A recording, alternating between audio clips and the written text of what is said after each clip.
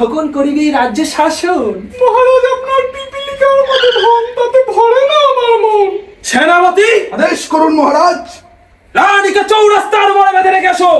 যার আছে বড় ধন সে দেবে রানীকে চোদন, সেই চোদন খেয়ে জন্ম নেবে আমার ঘরে এক খোকন, সেই খোকন করিবে এই রাজ্যে শাসন। যথাজ্ঞা মহারাজ।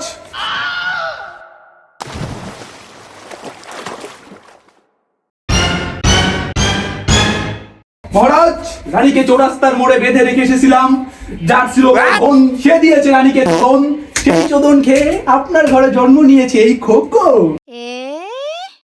এই খোকন করিবে আমার রাজ্যে শাসন। আমি করবো এই রাজ্যে শাসনই।